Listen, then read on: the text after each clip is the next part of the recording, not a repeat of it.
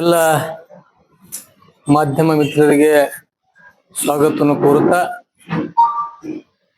ಇವತ್ತಿನ ಮಾಧ್ಯಮ ಗೋಷ್ಠಿಯಲ್ಲಿ ನಮ್ಮ ಕರ್ನಾಟಕ ರಾಜ್ಯ ಮುಲ್ಲಾ ಅಸೋಸಿಯೇಷನ್ ವತಿಯಿಂದ ಈ ಒಂದು ಪತ್ರಿಕಾಗೋಷ್ಠಿ ಹಮ್ಮಿಕೊಂಡಿದ್ದಾಗಿದೆ.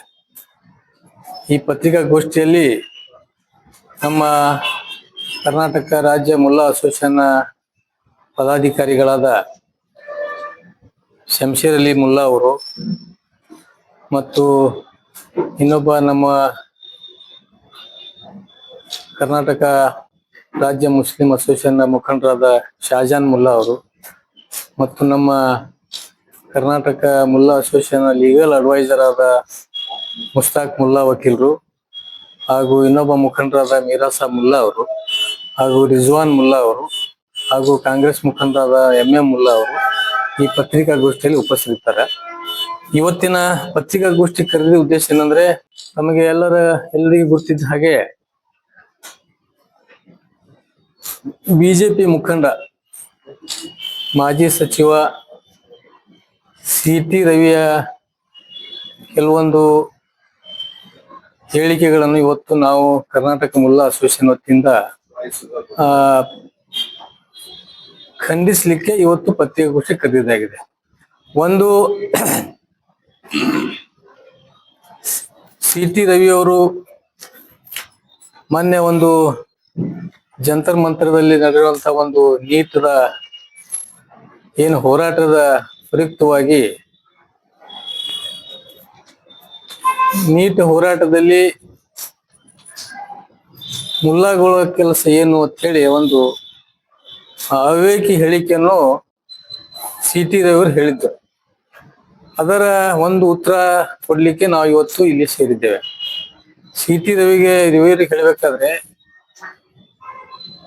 ಮುಲ್ಲಾ ಶಬ್ದ ಏನು ತಾವು ಉಪಯೋಗಿಸಿದ್ರಿ, ಅದಕ್ಕಾಗಿ ನಾವು ಕರ್ನಾಟಕ ಮುಲ್ಲಾ ಅಸೋಸಿಯೇಷನ್ ವತಿಯಿಂದ ತೀವ್ರವಾಗಿ ಖಂಡಿಸುತ್ತೇವೆ. ಅದ್ರ ಜೊತೆಗೆ ಮುಲ್ಲಾ ಅಂದ್ರೆ ತಾವು ಎಲ್ಲ ಗೂಗಲ್ದಲ್ಲಿ ನೋಡಬಹುದು ಅಥವಾ ಇನ್ನಿತರ ಪುಸ್ತಕಗಳಲ್ಲಿ ನೋಡಬಹುದು. ಮುಲ್ಲಾ ಅಂದ್ರೆ ಒಂದು ರಿಲಿಜಿಯಸ್ ಸ್ಕಾಲರ್, ಧಾರ್ಮಿಕ ಗುರುಗೆ ಒಂದು ಮುಲ್ಲಾ ಅಂತ ಹೇಳುವಂತ ಒಂದು ಶಬ್ದದ ಅರ್ಥ. ಮತ್ತು ನಿನ್ನೆ ಮತ್ತೆ ಒಂದು ಹೇಳಿಕೆ ಕೊಟ್ಟರು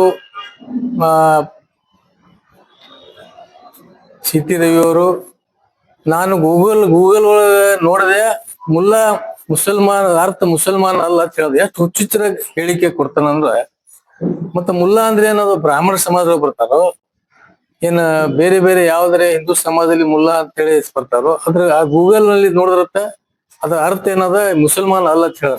ಇಷ್ಟೆಲ್ಲ ಈ ರೀತಿ ಒಂದು ಹುಚ್ಚರ ಒಂದು ಯಾವುದೇ ಒಬ್ಬ ಹುಚ್ಚನು ಸಹಿತ ಈ ರೀತಿ ಹೇಳೋದಿಲ್ಲ. ಒಬ್ಬ ಜವಾಬ್ದಾರಿ ಇರುವಂತ ಒಬ್ಬ ರಾಜಕೀಯ ಪಕ್ಷದ ಮುಖಂಡನಾಗಿ, ಮಾಜಿ ಸಚಿವನಾಗಿ, ಈಗ ಹಾಲಿ ವಿಧಾನ ಪರಿಷತ್ ಸದಸ್ಯನಾಗಿ ಈ ರೀತಿ ಹೇಳಿ ಕೊಡೋದು ಸರಿಯಲ್ಲ ಅಂತ ಹೇಳಿ ನಾವು ಇಲ್ಲಿ ಹೇಳಲಿಕ್ಕೆ ಇಚ್ಛೆ ಪಡ್ತೀವಿ. ಅದ್ರ ಜೊತೆಗೆ ಮುಲ್ಲಾ ಅಂದ್ರೆ ಇಡೀ ರಾಜ್ಯದಲ್ಲಿ, ದೇಶದಲ್ಲಿ ಪ್ರತಿ ಗ್ರಾಮ ಮಟ್ಟದಲ್ಲಿ ಸಹಿತ ಮುಲ್ಲಾನ ಕಾರ್ಯ ವೈಖರಿಯನ್ನು, ಅವ್ರ ಮುಲ್ಲಾ ಅಂದ್ರೆ ಏನು, ಯಾವ ರೀತಿ ಅವನಿಗೆ ಮುಲ್ಲಾ ಅಂದ್ರೆ ರಾಜ ಮಹಾರಾಜರ ಕಾಲ ಹಿಡ್ಕೊಂಡು ಇವತ್ತಿನವರೆಗೆ ಸರ್ಕಾರದಿಂದ ಸಾಕಷ್ಟು ಅವರಿಗೆ ಯಾವ ರೀತಿ ಪಾಟೀಲ್ರಿಗೆ, ಕುಲಕರ್ಣಿರಿಗೆ ಮತ್ತು ಇನ್ನಿತರ ಏನ್ ಚಾರ್ಜ್ ಇರುವಂತ ಕೆಲಸ ದೇಸಾಯಿ ಅವರಿಗೆ ಯಾವ ರೀತಿ ಒಂದು ಇನಾಮ್ ಕೊಟ್ಟಿರ್ತಾರ ಜಮೀನು, ಅದೇ ರೀತಿ ಮುಲ್ಲಾ ಸಮುದಾಯಕ್ಕೂ ಕೂಡ ರಾಜ ಮಹಾರಾಜ ಕಾಲದಿಂದ ಒಂದು ಮಾನ್ಯತೆ ಅದಕ್ಕೆ ಇರುತ್ತದೆ.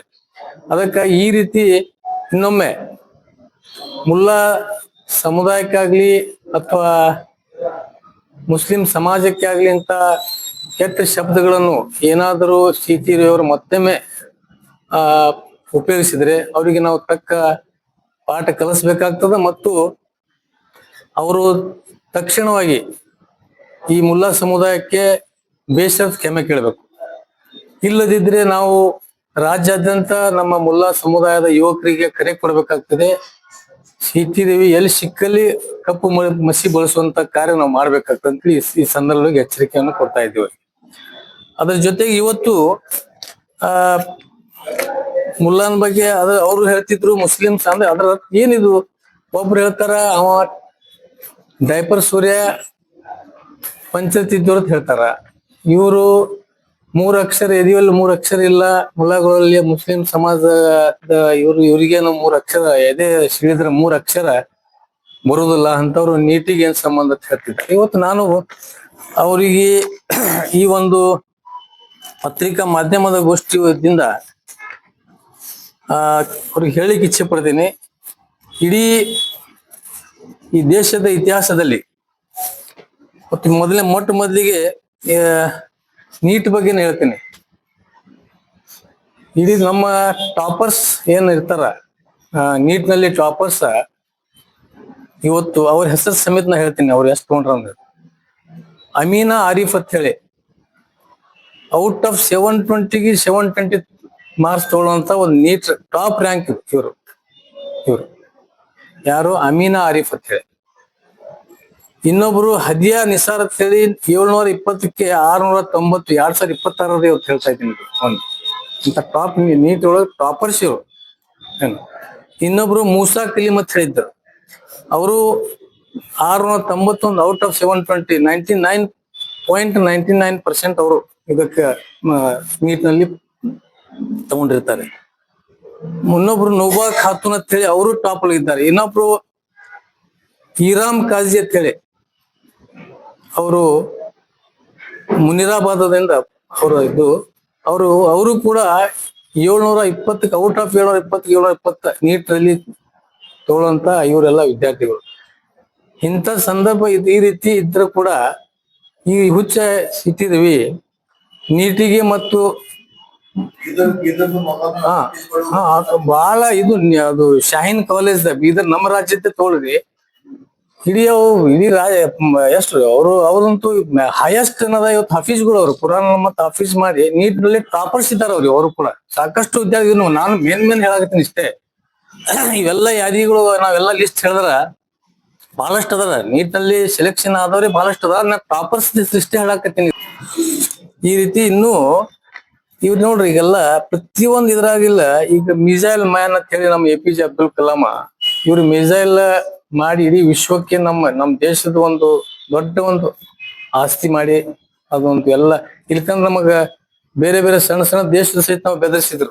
ಈ ಮಿಸೈಲ್ APJ ಅಬ್ದುಲ್ ಕಲಾಂ ಏನ್ರ ಮಾಡ್ಲಿಲ್ಲ ಅಂದ್ರ ಪಂಚಾಯತ್ ಇವ್ರಿಗೆ 3 ಅಕ್ಷರ ಇಲ್ಲ ಎದೆಯಲ್ಲಿ ಇಂತ ಎಲ್ಲ ಮಾತುಗಳು ಹೇಳಿದ್ರಿಂದ ಇದು ಏನಾಗ್ತದ ಈ ಸಮಾಜದಲ್ಲಿ ಸರಿ ಆಗೋಲ್ಲ. ಒಂದ್ ನೋಡ್ರಿ ಮೊನ್ನೆ ಆ ಒಂದು ಸುಳ್ಳಿಗೆ ಒಂದು ಸರಿಯಾದ ಒಂದು ಇದು ಮಾಡ್ಲಕ್ಕ ತಾವೊಬ್ಬ ಸುಳ್ಳು ಹೇಳಿ ನಾವು ಆ ರೀತಿ ಹೇಳಿಲ್ಲ ಅಂತ ಹೇಳಿ ಮತ್ತೊಂದು ಯಾವುದೇ ಒಂದು ವಿಡಿಯೋ ಅದು ಬಿಹಾರದಲ್ಲಿ ಇದಾಗಿರೋದು. ಬಿಹಾರದ ಒಂದು ಆಕ್ಸಿಡೆಂಟ್ ಕೇಸ್ ಒಳಗ ಸಿಟ್ಟು ಗೆದ್ದು ಅಲ್ಲಿ ಜನ ಏನದ ಗಾಡಿ ವಾಹನ ಸುಡ್ತಾರ.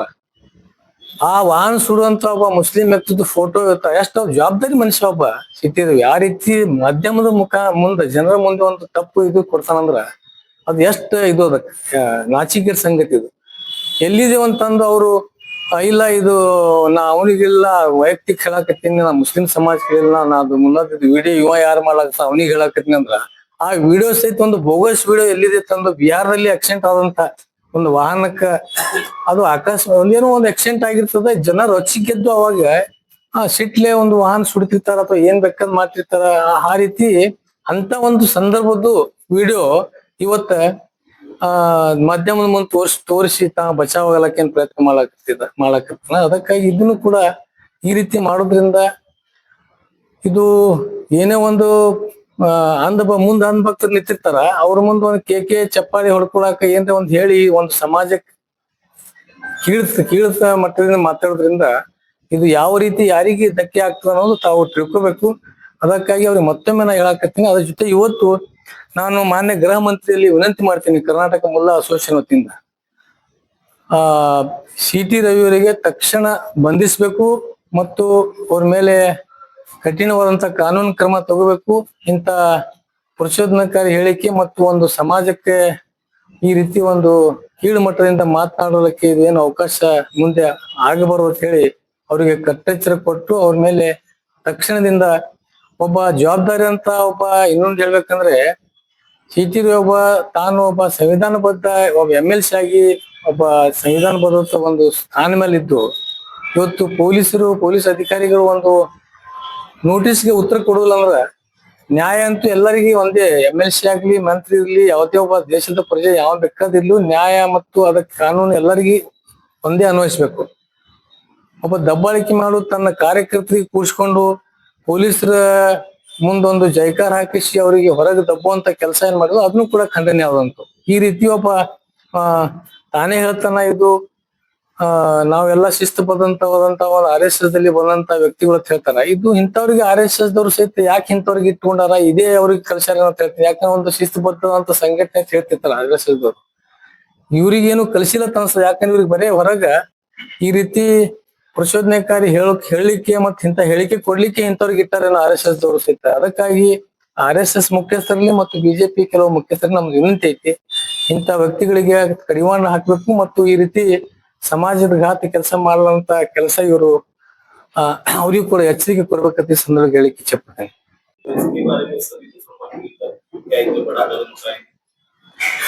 वो हिंदू मुस्लिम उनका पॉलिटिकल गिमिक था, वो उनको बीजेपी लंका उनका वो हमें कुछ क्या नहीं, वो हमें अवेयरनेस करना, हमें उसमें नहीं जाना चाहिए, उलझना नहीं इसमें है, इसमें हिकमत से और अक्लमंदी से काम लेना. ಅವ್ರು ಹೇಳಿದ್ದು ಜಂತರ ಮಂತರದಲ್ಲಿ ಏನು ಕಲಿಲಾರ್ದವರು ಏನು ಮಾಡಲಾರ್ದಂತ ಮುಸಲ್ಮಾನರು ಬಂದು ಅವರಿಗೆ ಪ್ರವೋಕ್ ಮಾಡ್ತಾ ಇದ್ರು ಅನ್ನೋ ಆರೋಪ ಮಾಡಿದ್ದಾರೆ.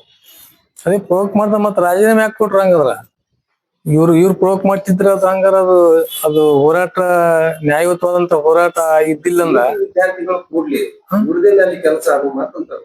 ಇಲ್ಲ, ಆಗಾಳೆ ಹೇಳ್ದೆಲ್ಲ ಕೆಲ್ಸ ಏನೈತ ನಮ್ದು, ನಮ್ ಆಗಾಳೆ ಎಲ್ಲ ಡಿಟೇಲ್ ಆಗಿ ಹೇಳಿಲ್ಲ ನಿಮಗೆ. ನೀಟಿಗೆ ಸಂಬಂಧ ಯಾಕೆ ಏನೈತೆ ಅನ್ನೋದು ನಮಗೆ ನೀಟದ್ದು ಪ್ರಾಪರ್ಸೇ ನಮ್ಮೂರದಾರಲ್ಲಿ. ಮತ್ ಪ್ರತಿಯೊಬ್ಬರು ಹೋರಾಟ ಒಂದ್ ಯಾವ್ದೇ ಒಂದು ನ್ಯಾಯಯುತ ಹೋರಾಟಕ್ಕ ಈ ದೇಶದ ಪ್ರಜೆ ಮುಸ್ಲಿಂ ಆಗ್ಲಿ ಅಥವಾ ಯಾವನೇ ಆಗ್ಲಿ ಅವಾಗ ಬೆಂಬಲ ಕೊಡ್ಬಾರ್ದಂಗಾಯ್ತಲ್ಲ. ಈ ದೇಶ ಸುಡ್ಲು ಸಹಿತ ಸುಮ್ ಕೂಡ್ಬೇಕ. ದೇಶ ಸುಡ್ಲಾಕ ಬೆಂಕಿ ಹಚ್ಲಾಕತ್ತಾನಪ್ಪ, ಹಿಂಗೆ ನೋಡ್ಕೋತ ಕೂಡ್ಲಾಕ್ ಆಗುದಿಲ್ಲ. ಅದು ಗುರ್ತದಲ್ಲಿ ನಿಮಗೆ ಯಾರ್ಯಾರು ಏನೇನ್ ಮಾಡ್ಯಾರ ಅನ್ನೋದಲ್ಲಿ ಅವ್ರು ಶಾಂತಿಯುತವಾದಂತ ಹೋರಾಟ ಎಷ್ಟು 18 ದಿವಸ ಶಾಂತಿಯುತ ಹೋರಾಟ ನಡೆದಿತ್ತು. ಅಲ್ಲಿ ಬಂದು ಯಾರು ಗಲಭೆ ಮಾಡಿದ್ರು, ಅಲ್ಲಿ ಯಾರ್ಯಾರಿಗೆ ಡುಪ್ಲಿಕೇಟ್ ನಕಲಿ ಪೊಲೀಸರಿಗೆ ಕರ್ಸಿ ಒಂದು ಅದ್ರಾಗ ಒಂದು ಕಟ್ಟಿಗೆಗಳಿಗೆ ಸಹಿತ ಒಂದು ಮಳಿ ಸಹಿತ ಅಂತವ್ ಕಟ್ಟಿಗೆಗಳು ತಂದು ಒಂದು ವೆಪನ್ಸ್ ಇಂಥವ್ ತಗೊಂಡ್ ಬಂದು ಅಲ್ಲಿ ಮಾಡಿದವ್ರು ಯಾರು ಗೊತ್ತದಲ್ಲ. ಎಲ್ಲ ಇಡೀ ನಮ್ಮ ಮಾಧ್ಯಮದ ದೃಶ್ಯವಾಗಿ ನಾವು ಕಂಡಿವಿ ಎಲ್ಲಾ ಕಡೆ.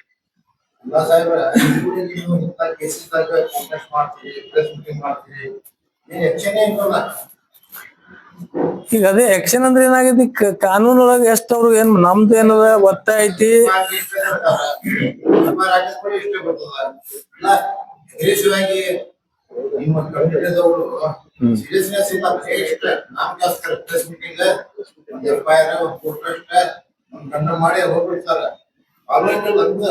ಇಲ್ಲ, ಈಗ ಏನಾಗ್ಲತ್ತಂದ್ರ ಈಗ ನಾವು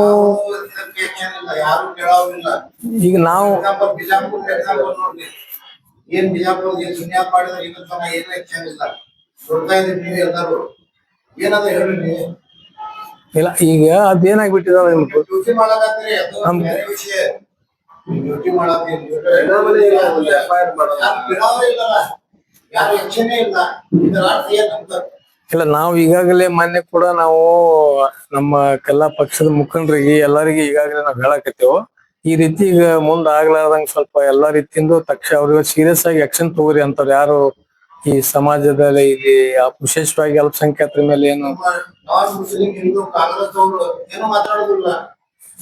ಕಾಂಗ್ರೆಸ್ ಜನರು ಎಷ್ಟು ಐಡಿಯಾಗಳು ಮಾತಾಡೋಲ್ಲ, ಅವ್ರದ್ದು ಇದನ್ನ ನೋಡಿದ್ರೆ ಇನ್ಫ್ಲೂಯೆನ್ಸ್ ನೋಡಿದ್ರೆ ಗಾಬರಿ ಆಗ್ತೀರಿ ನೀವು. ರಾಹುಲ್ ಗಾಂಧಿ ತರ ಅಂತಾರ ಅವರು, ಇಲಾಖೆದವ್ರೆ ಇಲ್ಲ ಅವ್ರು ಯಾರು ಹೇಳೋದಲ್ಲ. ನಿಮ್ ಕಾಂಗ್ರೆಸ್ ಇವ್ರು ಏನ್ ಮಾಡಕಂತಾರೆ ಮುಸಲ್ಮಾನ್ ಸಲುವಾಗಿ? ಅದೇ ಈಗಂತೂ ಸೀರಿಯಸ್ ತಗೊಂಡ್ಲಾಗತ್ತ ಅಂತ ಹೇಳಕತ್ತಾರ, ಮಾಡ್ತೀವಿ ಅವ್ರ ಮೇಲೆ ಆಕ್ಷನ್ ತಗೋತೀವಿ ಅಂತ ಹೇಳ್ಯಾರ. ಮೊನ್ನೆ ಎಲ್ಲಾ ಈಗ ನಡೆದವ ಪ್ರಕ್ರಿಯೆನ ನಡೆದವ ಮಾಡ್ಲಾಕತ್ತಾರ. ಈಗ ಅವ್ರು ಹೋಗಿ ನ್ಯಾಯಾಲಯ ಒಳಗೆ ಸ್ಟೇ ತಗೊಂಡ್ ಬಂದ್ರೆ ಯಾರೇನ್ ಮಾಡಕ್ ಬರ್ತಾವ? ನಾವೇನ್ ಮಾಡ್ಬೇಕು? ಈಗ ನ್ಯಾಯಾಲಯನೇ ಈಗ ಅವ್ರೆಲ್ಲಾ ಇದು ಕೊಟ್ಟಾರ. ಈಗ ಮೊನ್ನೆ ಅದ್ರ ಬಗ್ಗೆ ಹೇಡ್ ಸಿಕ್ಕಿಸ್ ಬಗ್ಗೆ ಒಂದು ಕಾನೂನು ತೆಗದಾರ, ಇದು ಮಾಡ್ಲಕತ್ತಾರ ಬಿಲ್ ಇದು ಅದೆಲ್ಲ ಬಿಲ್ ಪೆಂಡಿಂಗ್. ಮತ್ತೆ ಯಾರು ಸ್ಟೇ ತಂದ್ರ ಈ ಕಾನೂನ ನ್ಯಾಯಾಲಯ ಒಳಗೆ ಈ ರೀತಿ ಆದ್ರ ಯಾರೇನ್ ಮಾಡಬೇಕು?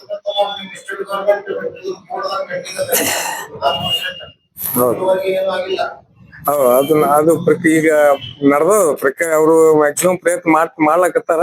ಅದು ನಾವು ಮೊನ್ನೆ ಸಮಾಜದ ಒಂದು ಮೀಟಿಂಗ್ ಒತ್ತಾಯ ಎಲ್ಲಾ ಮೌಲ್ಯಗಳು ಮತ್ತು ಎಲ್ಲಾ ಈ ಕಾಂಗ್ರೆಸ್ ಪಕ್ಷದ ಮುಖಂಡರು ಆ ನಾಯಕರಿಗೆ ಮನವೊಲಿಸಿ ಮೊನ್ನೆ ಇದು ಏನ್ ಮಾಡಿ ನಮ್ಮ ಎಷ್ಟು ನೀವು ಮ್ಯಾನಿಫೆಸ್ಟೋ ಒಳಗೆ ಯಾವ ರೀತಿ ಚುನಾವಣೆಕ್ಕಿಂತ ಮುಂಚೆ ಪ್ರಣಾಳಿಕೆ ಒಳಗೆ ಏನೇನ್ ಹೇಳಿದ್ರಿ ಅದು ತಕ್ಷಣವಾಗಿ ನೀವು ಮುಂದಿನ ಚುನಾವಣೆ ಬರುವಾಗ ಇನ್ನೂ 2 ವರ್ಷ ಉಳಿದ ದಯವಿಟ್ಟು ಏನದ ಆ ಎಷ್ಟು ಪ್ರಣಾಳಿಕೆ ಅಲ್ಪಸಂಖ್ಯಾತರಿಗೆ ತಾವು ಏನು ಆಶ್ವಾಸನೆ ಕೊಟ್ಟಿದ್ರಿ ಆ ಎಲ್ಲ ಪ್ರಣಾಳಿಕೆಯಲ್ಲಿ ಗಳಿಗೂ ತಾವು ಜಾರಿಗೆ ತರಬೇಕು ಅಂತ ಹೇಳಿ ನಾವ್ ಈಗಾಗಲೇ ಎಲ್ಲ ರಾಜ್ಯದ ಬಹಳಷ್ಟು ಮೌಲ್ಯಗಳು ಮತ್ತು ರಾಜಕಾರಣಿಗಳು ಹೋಗಿ ಪಕ್ಷದ ವರಿಷ್ಠರ ಮುಂದೆ ನಾವು ಈಗಾಗಲೇ ಹೇಳಿದ್ದೇವೆ. ಈಗ ಮುಲ್ಲಗಳು ಯೂನಿವರ್ಸಿಟಿನ ಬಂದ್ ಮಾಡಾಕತ್ತಾರ. ಇಲ್ಲ, ಅದ್ರ ಬಗ್ಗೆ ಹೋರಾಟ ಮಾಡ್ಲಾಗತ್ತದ ಅಲ್ಲಿ ಅವರು ಏನದ ಅದು ಎಲ್ಲ ಈಗಾಗಲೇ ಇಡೀ ಪಕ್ಷಾತೀತವಾಗಿ ಎಲ್ಲ ಬುದ್ಧಿಜೀವಿಗಳು ಉತ್ತರ ಪ್ರದೇಶದ ರೈತರು ಎಲ್ಲರೂ ಕೂಡಿ ಅದು ಉಳಿಸ್ಲಿಕ್ಕೆ ಏನದ ಈಗ ದೊಡ್ಡ ಹೋರಾಟ ಹಮ್ಮಿಕೊಂಡಿದ್ದಾರೆ. ಇಲ್ಲೇನು ಹೋರಾಟ ಇಲ್ಲಿಂದ ಮಾಡೋಣಲ್ಲ ಏನದ ಅದು ಯುಪಿ ಒಳಗೆ ದೊಡ್ಡ ನಡೆದದ. ಈಗ ಇಲ್ಲಿ ನಮ್ಮ ರಾಜ್ಯ ಮಾಡೋದಂತೆ ಅಲ್ಲಿಯೇ ಈಗ ಉತ್ತರ ಪ್ರದೇಶ ಒಳಗ ನಡೆದದು. ಈಗ ಮ್ಯಾಕ್ಸಿಮಮ್ ಬಹಳ ದೊಡ್ಡ ಪ್ರಮಾಣ ಒಳಗೆ ಇಡೀ ರಾಜ್ಯದ ಜನ ಎಲ್ಲರೂ ರೊಚ್ಚಿಗೆದ್ದು ಅದಕ್ಕೆ ಉಳಿಸ್ಲಿಕ್ಕೆ ಅದೊಂದು ದೊಡ್ಡ ಶಿಕ್ಷಣ ಸಂಸ್ಥೆ ಐತಿ, ಅದು ಉಳಿಸ್ಲಿಕ್ಕೆ ಶತಗತ ಪ್ರಯತ್ನ ನಡೆಸಿದ್ದಾರೆ ಅವರು.